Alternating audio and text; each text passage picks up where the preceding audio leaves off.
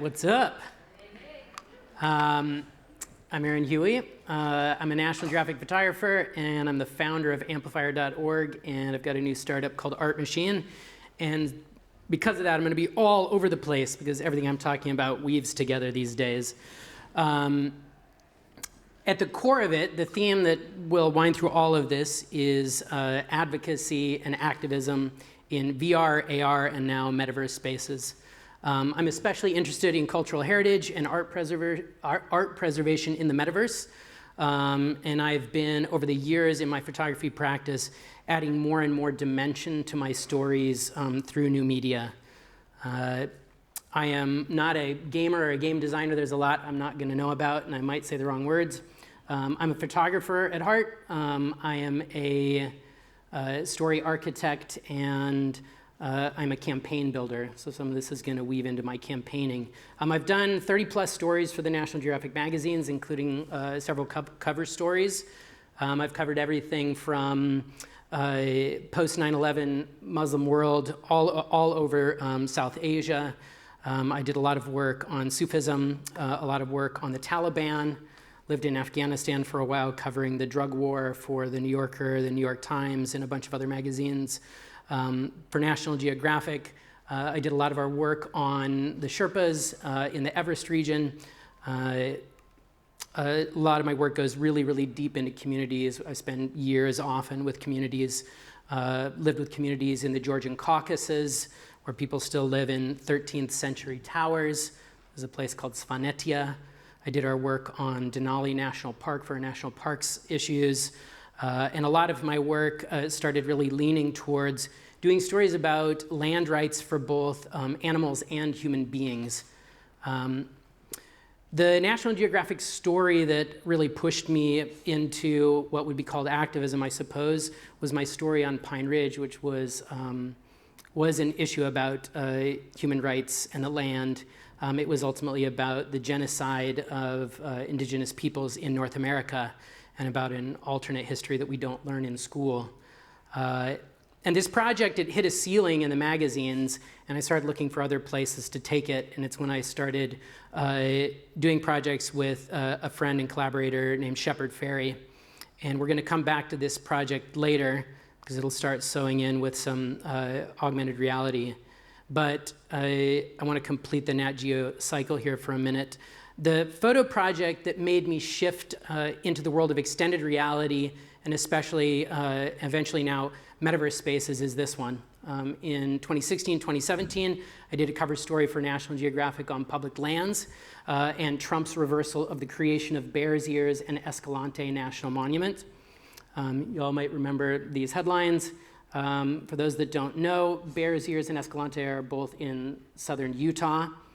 And this was one of those projects, one of those stories where there were so many voices that needed to be heard that editorial magazines just can't fit in there. And I knew that it was, for that reason, going to fail and potentially be very flat and very superficial, just because you can only fit in so many voices into print. And you'll see what I started to do with that, but I'm going to give you a little bit more background on Bears Ears. Bears Ears is a place that had over 12,000 years of human habitation. It's a place sacred to indigenous people that still live all over the Southwest.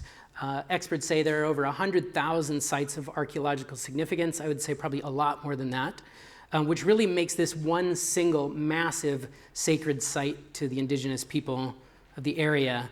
The place is really like a living museum. This is an image of a pot that hasn't been touched for probably 800+ years. And I say living because many of the sites are still visited by the descendants of the people who created these original artifacts and structures. This is a living place, a place of living ceremony still. And the people now live in the Hopi villages in Arizona, the Zuni, and the Ancestral Pueblo villages of New Mexico. This is the procession panel. It's likely from around 500 to 750 CE. A lot of the structures in Bears Ears are so well preserved that they look really nearly identical to how they looked almost 1,000 years ago, which is what makes it really special. And around this time, I discovered photogrammetry. which allowed me to start making dimensionalized representations of these structures using thousands of stitched photographs, and I did this with my partner, Devlin Gandy. Now, what we wanted to do with these models was to pair indigenous voices with them to lead us through an explanation of cultural lifeways from this period in time to tell a different version of pre-colonial American history. And we knew we could get more of these unfiltered voices in through extra media like this, of what was considered like a side project for the real magazine story. But without it, we would have been in a lot of trouble. It would have been really flat. There's also, I'm going to make that go back again because I have more things to say. Another reason we did this is because to really experience these places, you really have to have a dimensionalized model like this, because these places are really, really remote, or they're in places that are secret, and we don't actually want people to go to these places at all. But we want people to see them so they understand what is worth fighting for. Like, why do we need a Bears Ears National Monument? We need these objects to do that work. So I'm going to show just a little clip. I have a bunch of these, so I'm only going to show one experience, but this is a few clips from a model that we built into a whole small little world that debuted at the NatGeo headquarters in a lecture in a theater about this size, maybe a little bit bigger, with 450 synchronized headsets in 2017. I think it was the most headsets ever synced at the time. It's a little choppy because I'm steering around in it with a 360 video version, but it'll give you an idea of why we wanted this kind of media in the story. After all the generations that have gone on, they're still here. Our ancestors, they never left, and they're still around us, and they're still in these places, like this place, Perfect Kiva, in Grand Gulch.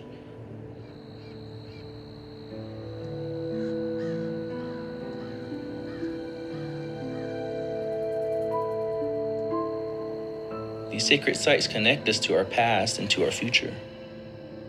Especially certain rooms like kivas, and we still use kivas today. We still use them for ceremonies and for gatherings. They connect us to Mother Earth. That's why many of them are subterranean. It connects us to our origins, where we come from. And we say that we emerged from the underworld. And these kivas connect us to that underworld, to the place where we originated.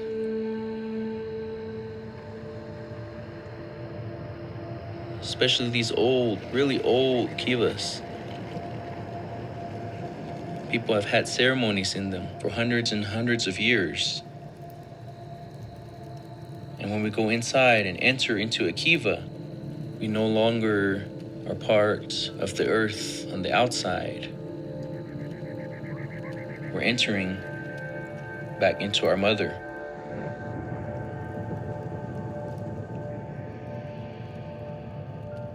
This place you're sitting in, this kiva, thousands of people have sat here and prayed. So that's just a little clip of what we made a whole chapterized series of these pieces, and that you could look around and you'd be set on a particular track, but you could kind of explore it at will. And this is going to be a really good example of why most people can't reach these places. Many of them are way, way, way out on ledges like this. And this was my daily commute to one of them. So this is a pretty typical access point for Cedar Mesa and the Grand Gulch area. You can see here we've got a little narrow plankway, a couple hundred feet up off the ground, and it leads over to this granary way out on the edge.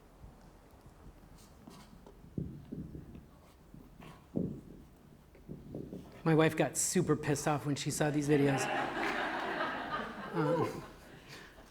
Yeah. One note on photogrammetry, we don't have like a magic laser scanner there. I've been trying laser scanning magic. It's not been working. But we shot thousands and thousands of photographs, and we couldn't use drones. It's a national monument, so we had to shoot from wherever we were from every conceivable angle.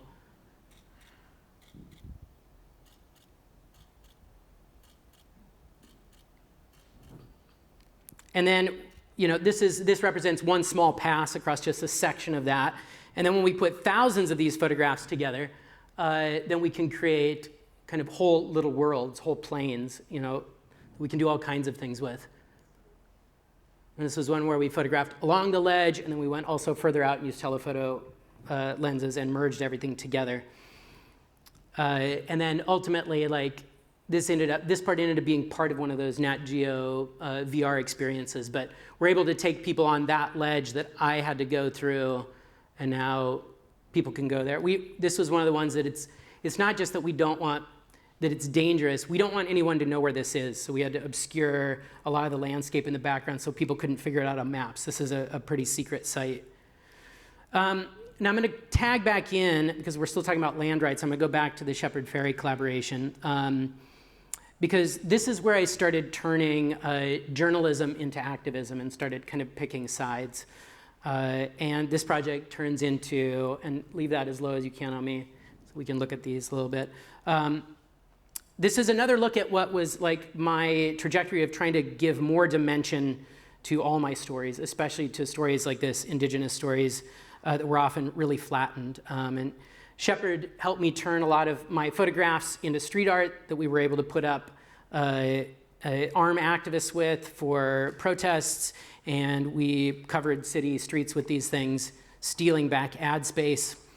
And eventually this project of turning photographs into activist art, it turned into a much, much larger scale movement art campaign project with a whole portfolio of topics across everything from criminal justice reform to the environment, and became a nonprofit that I founded called amplifier.org.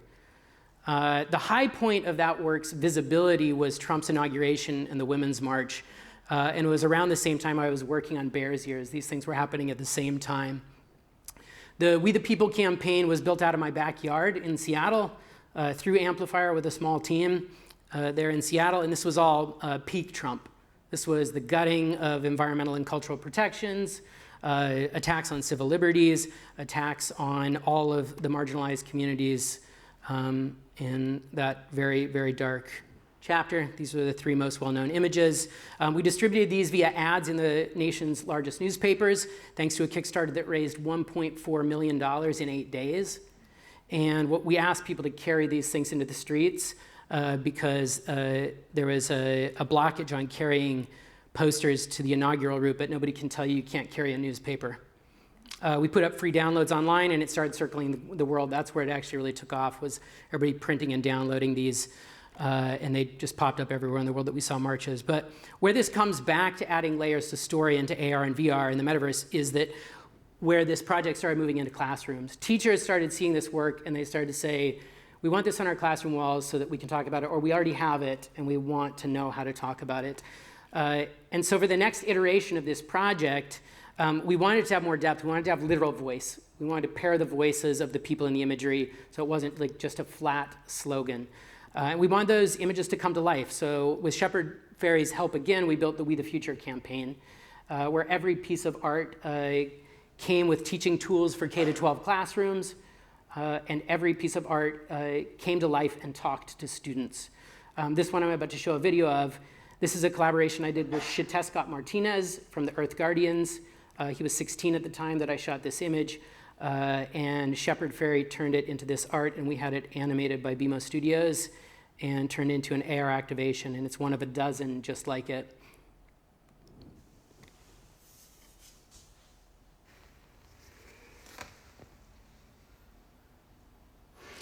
The climate crisis is the defining issue of our time, but it's also our generation's greatest opportunity to come together. We are flooding the streets, the courthouses, and the voting booths by the millions. The power to make a difference doesn't just come from political leaders. It comes from young people like you. Your voice and your place in these movements is just as important, if not more so, than any political leader. The way that you use your voice matters. Sometimes it can feel really hard to know where to start. But the cool thing is that regardless of how small your actions are at the beginning, you are not alone. We need your brilliance to help us imagine and build a future that we know is possible. We, the future, are Earth Guardians. Join us. So anywhere you saw this, whether it was a postage stamp size or 200 feet tall on the side of a building, it would do the same thing. And the way we distributed it to classrooms, we needed to find the cheapest way to send analog artwork out, because we think that that analog part really, really matters, was we sent them as newspapers, which allowed us to reach 1 million students representing classes in every state. And we're now working on a whole new AR project. We've done several of these since then. A whole new body of work with Unity. We just got a big Unity grant to build for K-12 classrooms a series of symbols and teaching tools around mental health and well-being that we believe will reach 2 million students this year at a minimum. Now we're gonna go into the metaverse now. I'm all ADHDing all over this. That's me. I'm also currently on assignment for National Geographic magazine in the metaverse, using virtual cameras to document virtual worlds. That's me about to jump off the edge of the metaverse in Somnium space. If anybody knows Somnium, there is an edge you can jump off. But before I get too game worldy, I want to introduce the places I'm trying to preserve in the spatial web. What you're going to see next is this is my journey into cultural heritage and art preservation. And it's a project that I put many years of my life into that's now moving into the metaverse. Has anybody ever heard of Salvation Mountain? Salvation Mountain, it's a man-made mountain that Leonard Knight, the artist, spent 28 years building on the east coast of the Salton Sea in Southern California. And the mountain doesn't look like this anymore. I wish I had like a really cool scan to show you of it when it was in this shape. But there's no scan of the mountain from 1990 to show you. Now it looks like this. It's still really beautiful. It's visited by tens of thousands of people each year. Leonard died in 2014, but before he did, I got to spend 7 years with him, and I became the archivist of his life, photographing his last 7 years and cataloging artifacts and photographing his process. And it was amazing to watch this guy work, this 80-year-old lugging, 50-pound gallon things of mud up the side of this thing. Leonard would give tours to every single person that went to the mountain.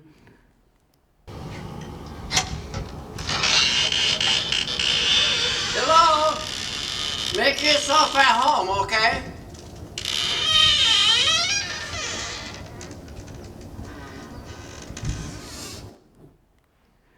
This is Leonard building the famous yellow brick road that you can walk up the mountain on this yellow brick road.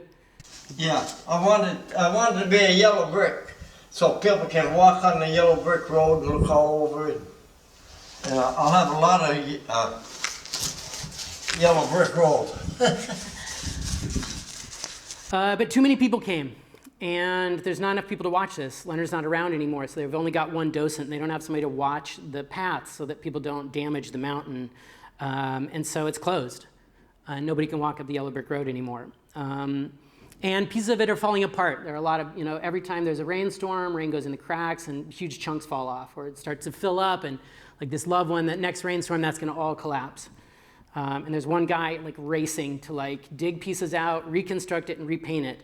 So at this point, the entirety of the mountain has been painted over many, many, many times by other people.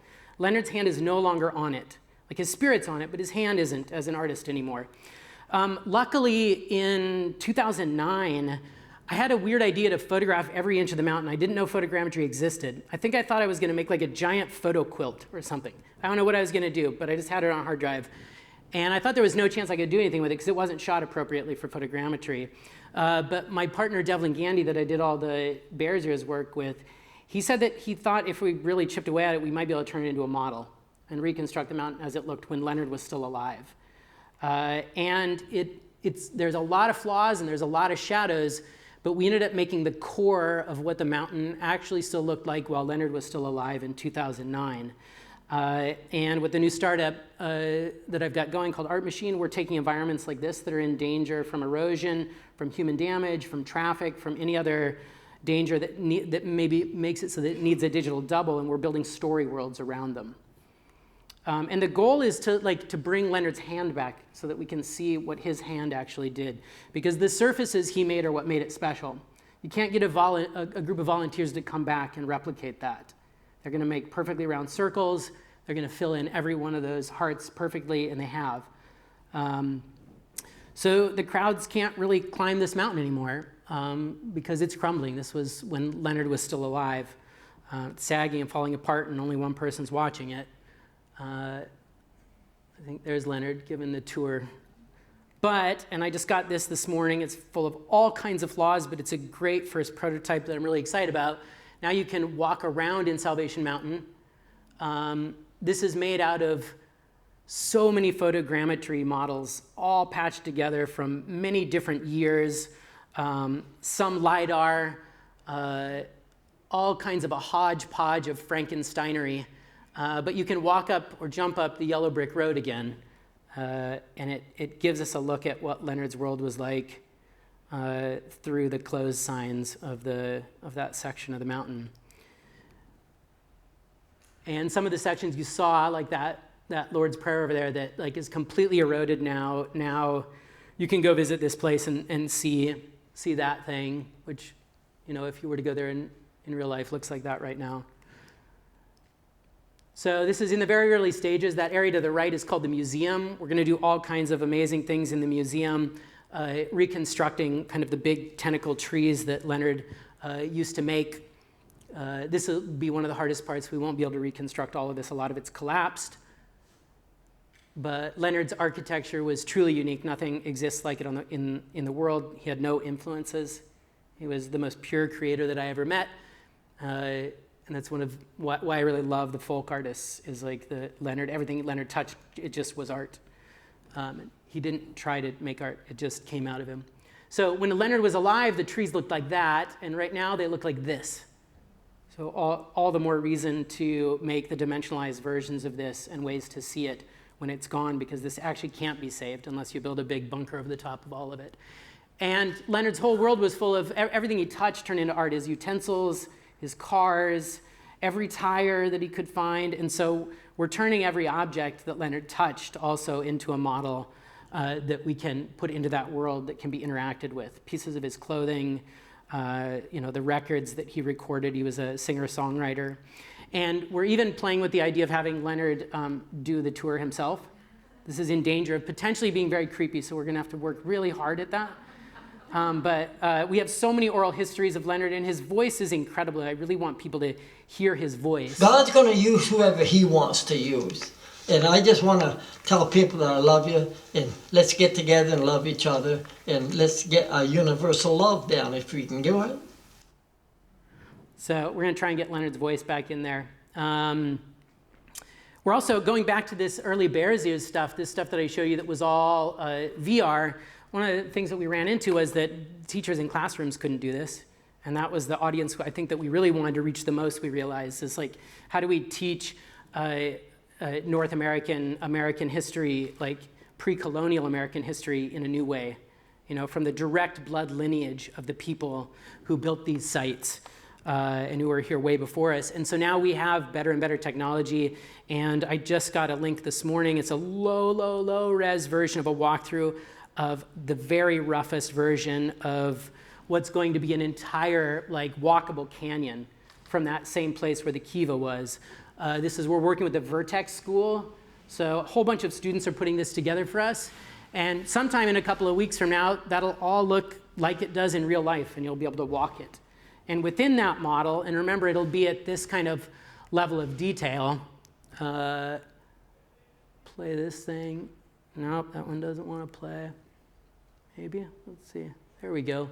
This is it's going to be really, really detailed. We're going to be able to make this really look exactly like the place, to the point of being able to see even where the fingerprints went into the mud.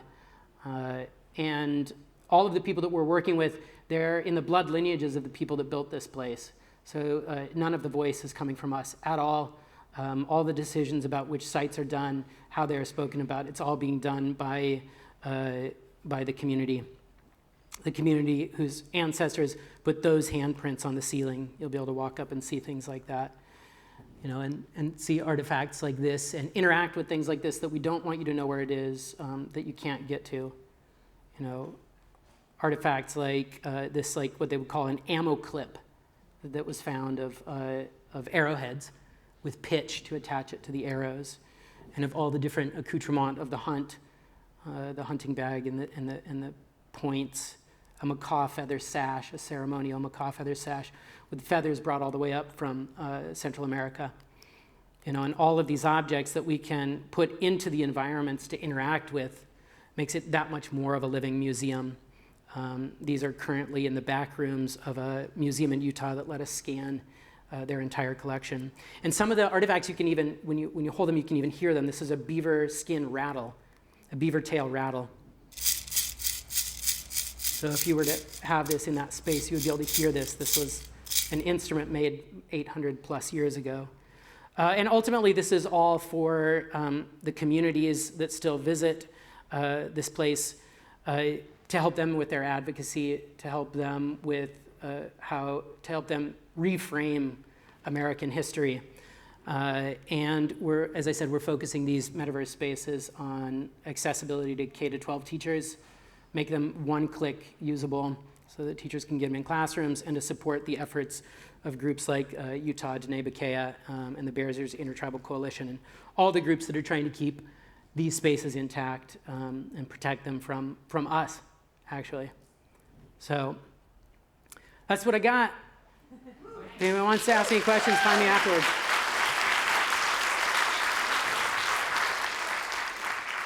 All right. I'm going to be at the